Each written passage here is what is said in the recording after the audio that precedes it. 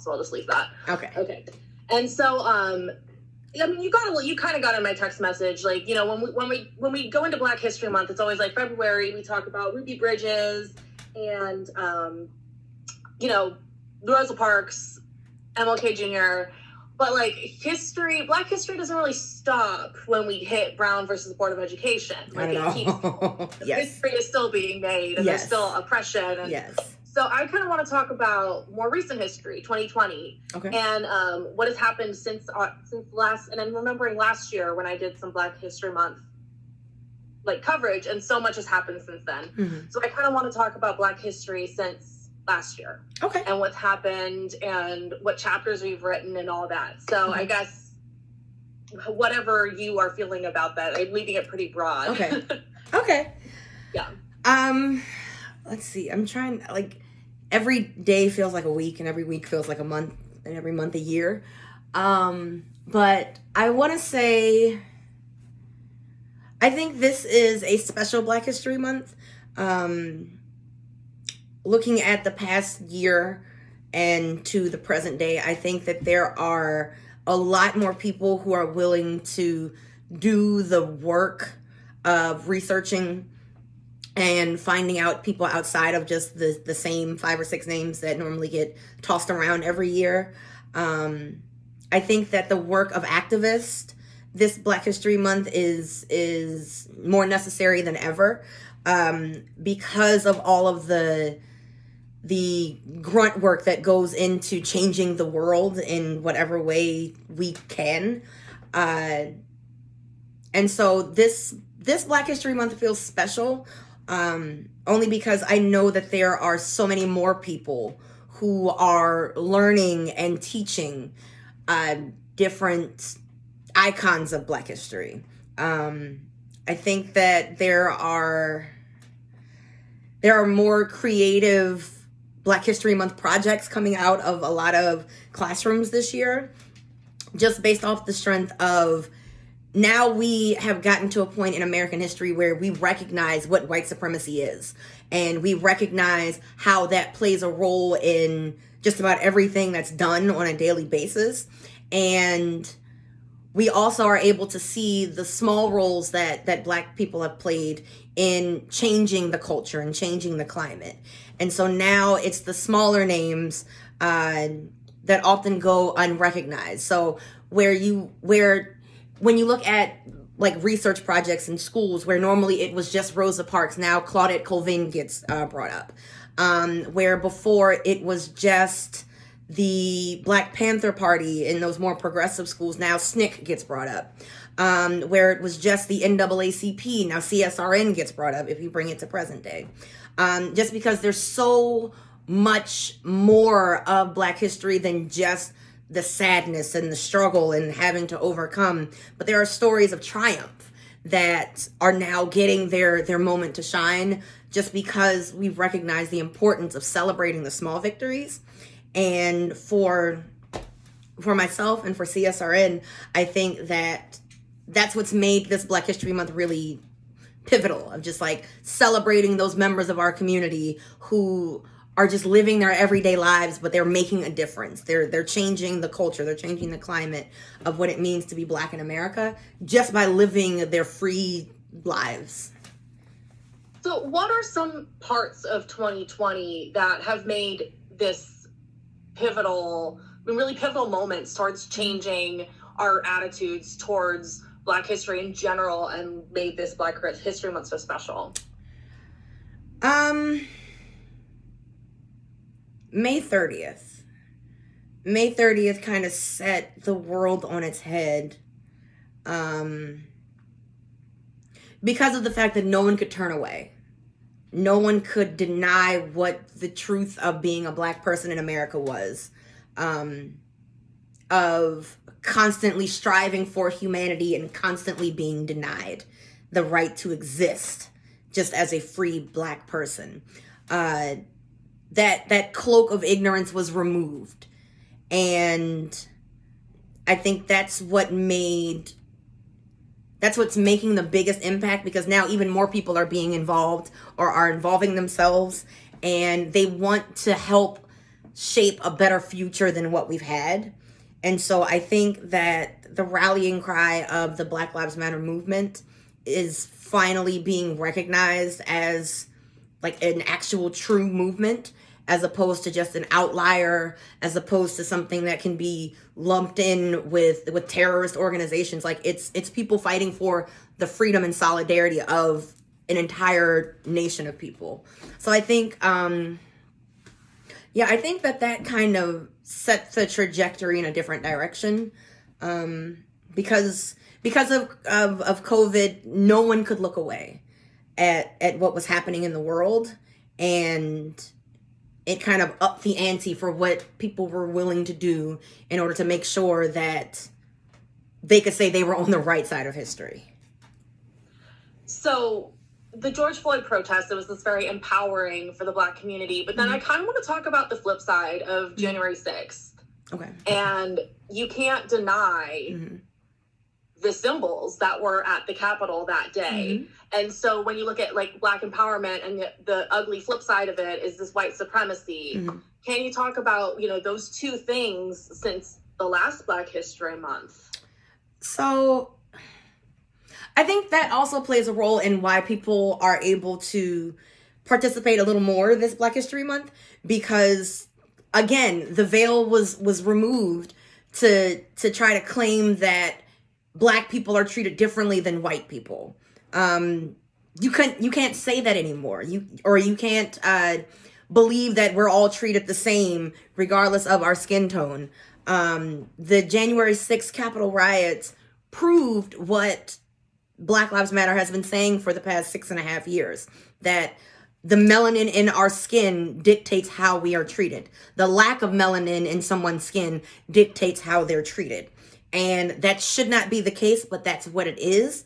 And there was no denying just the true level of systemic oppression against Black people, as opposed to the systemic allowances for white men and women when it came to being at the Capitol. And again, that it cleared the way. It was like those. I think that those two events were necessary, because for people who felt one way or another, you have two very specific examples of how people are treated when they respond to things that they feel is unfair. And for Black people, it was wanting equality. And they were treated like rag dolls. They were beaten. They were crushed under the systemic oppression of being a Black American. And when white people feel like they were being treated unfairly because they lost an election, they were given free range of the people's house. And you can't deny the reality of what that situation means. And I think that helps to kind of create the landscape of what side of history are you going to be on? Are you going to fight for the people who have been fighting for equality? Or are you going to side with the people who feel like they can overtake a government if they don't get their way? Is there anything else you want to mention about 2020? Because I want to move on to 2021. if you unless there's anything else you have to say. I'm glad 2020 is over. Like, I don't know. I think 2020 was an interesting year, to say the least, between COVID and just the amount of protests that took place. I was actually looking through my camera or my pictures, and I've like pinpointed when everything changed. So like March, everything changed. And then in May, everything changed. And then just kind of staying afloat and figuring out what the next right thing was to do in this fight for equality, I think is just continuing. And then January 6th, so 2021 comes, and it's like, I told y'all, I told y'all we're treated differently. Like, see, don't you understand now? It was a terrifying moment of affirmation, I think, for January 6th, because I always, in my heart of hearts, knew that it was possible. I just never thought that anyone would actually do it. Like, I knew that if white people rose up and said, we're going to take back the Capitol, like, Yeah, there are people who are infiltrated within the police department and are infiltrated within all of these different organizations that would allow that to happen. Hello, kitten. Sorry, she gets really naughty when I'm doing it. But there were people who would allow this coup to take place because they agreed with them on some level, right? And just to see it play out, it was surreal. It felt like the Twilight Zone, because I think I was on the phone as everything was happening, and I'm like, oh, they're at the Capitol. They're on the steps. They're inside. And like each time it was like, if I thought to do any of those things, the National Guard would have been called immediately. Like, without a shadow of a doubt. The National Guard was called when Black Lives Matter just wanted to show up. And they were ready and waiting to take down every melanated person. So, yeah, I think January 6th was necessary. I think I've said that already. But it was necessary so that anyone who didn't believe what the Black Lives Matter movement was about could see it for themselves. Like, you can see the how people are treated when they cause chaos and destruction when you're Black and when you're white.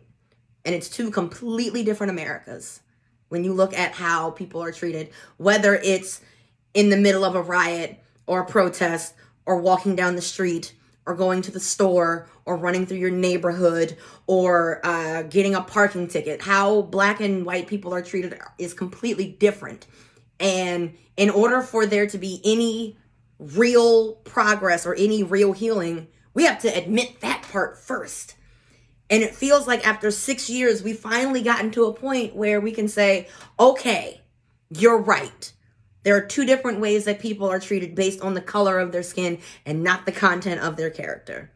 So now it feels like we can begin to work together because now we have a much bigger coalition of people who truly understand how these differences play a role in how people respond and how people are able to cope with whatever it is that they're going through. Like, all of these different things play a role.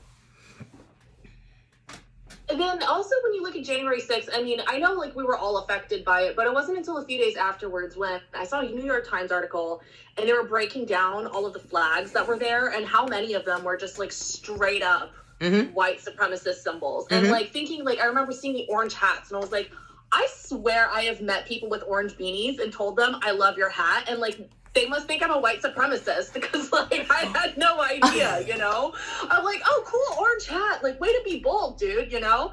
And you know, so I feel like seeing that and how alive it is and how powerful it is. I mean, what did that do to you? How did that make you feel? I made it a point not to travel anywhere on January 6th. There were some friends that I had in DC who made it a point to say that they were not traveling anywhere on January 6th because they knew what was about to happen. Like, they could feel it in the air. Like, leading up to it, I think that there had been a few different interactions between white supremacists and the police who like tried to engage in violence and like were ready to fight and stand up for themselves as white supremacists. So I've always known that Donald Trump's presidency created a much more emboldened group of individuals who reveled in their white supremacy and their belief of white supremacy. Like I've lived the past 4 years in Ohio where Trump flags are all up and through neighborhoods, right? And I know what that Trump flag represents. I know the ideologies behind people who supported Trump. I know I can assume how they felt about me with them being a Trump supporter. And so I think the Trump flag causes more anxiety, if you will, than any of those other traditional white supremacist icons, right? Like, I feel like the Trump flag just encompasses all of those things together. That's not to say that it's still worrisome, because I think that there is a level of allowance for Trump supporters, that they're just regular Republicans, right? Who have their own political ideology. But then when you get into the more specific types of flags and paraphernalia, like, then it kind of seeps a little deeper, because now it's like, okay, so you openly hate the Jewish community. What is your job? Like, that's how I kind of interpret it. Like, how does your hatred get interpreted in your everyday life? Like, are you a teacher that's teaching these things? Are you responsible for real estate, and are you preventing people from having access to things? Are you a store owner that tends to disregard people who don't look the way you think they should look? So I think it's kind of a weird level of thinking on my part, because I see the Trump flag as like just this whole group of people, right? Like this whole group of nameless and faceless people. Whereas the different types of paraphernalia that they had on January 6th, I see it breaking down a little bit more. So I see them more as, you hate this individual group of people.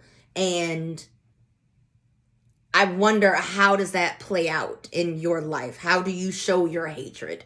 Because I know that it's more than just a shirt. Because I have my own shirts, right? Like, I'm wearing my shirt today, Gordon, Frederick, Booker, and Langston. Malcolm, Booker, and Langston. And I know that in wearing this shirt, I'm representing that I support Black men, Black icons of Black history. And so I go out and I make sure that I show that I support Black men, Black icons of Black history. So if you're willing to wear a shirt that's offensive towards Black people or Jewish people or anyone who isn't Anglo-Saxon white person, then how does that manifest? So I'm really interested in how the clothing manifests into the behavior of the individuals. And I mean, thankfully a lot of them are getting fired, but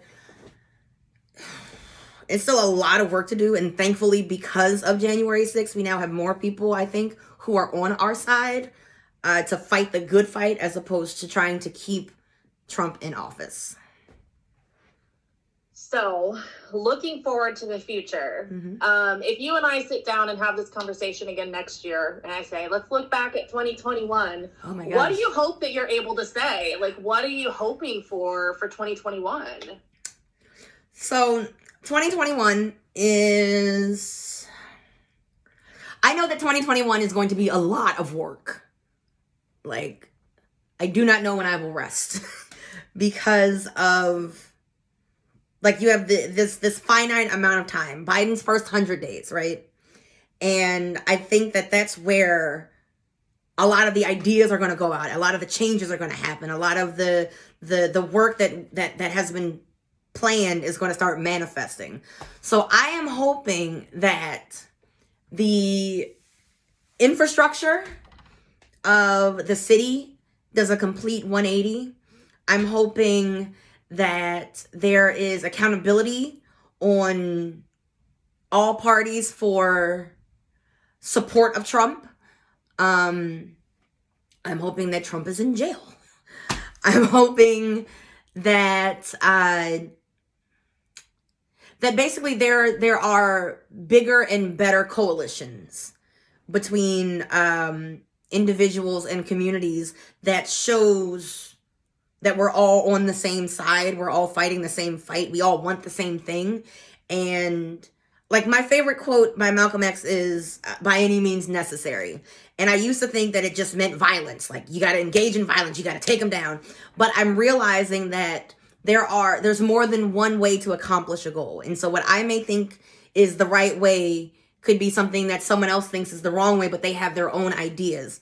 But instead of us fighting against each other, I'm hoping that 2021 brings us even closer together. So I can go about it my way, they can go about it their way, and we can still see success in both of our strategies, but then come together and do it again and make it even bigger and better, and bringing more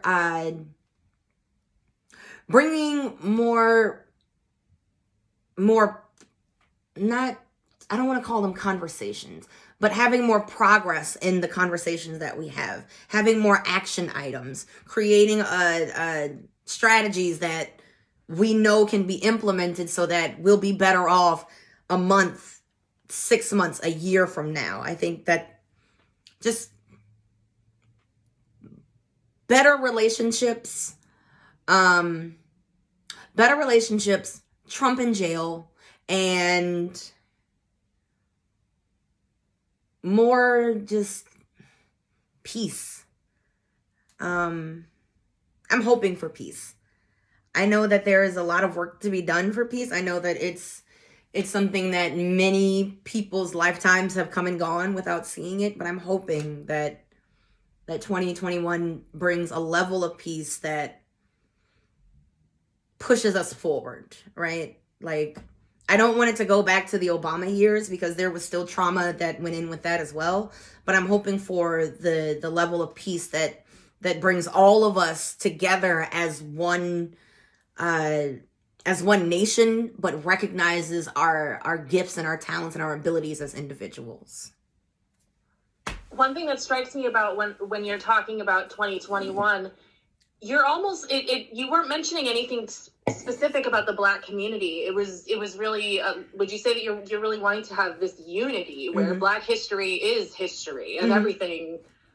Would that be a fair characterization? Well, yeah, because I feel like I've always taught, whenever I was in the classroom, Black history is not just February.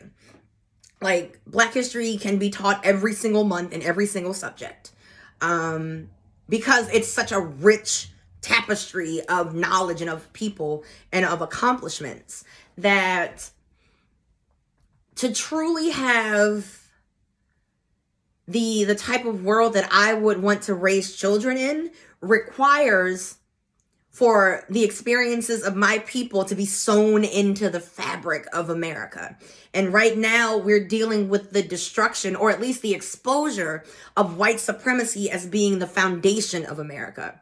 And we have to deconstruct that and build up a new world where Black people are not seen as a one-off item once a year or twice a year.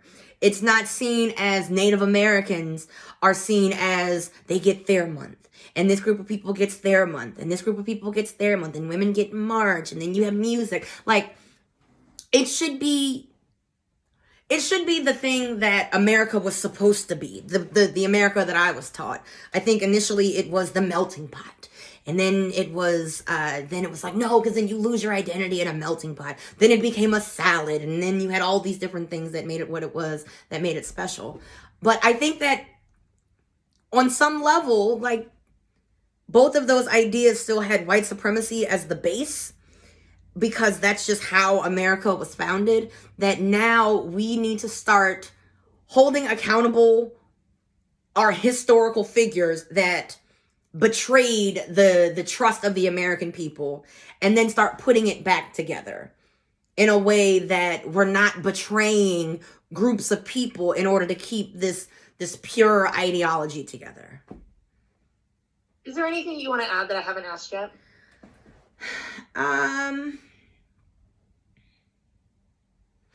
So I'd like to reiterate that I hope that Trump gets arrested.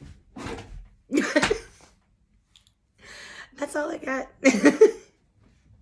Well, I don't know if I'll add in Trump, but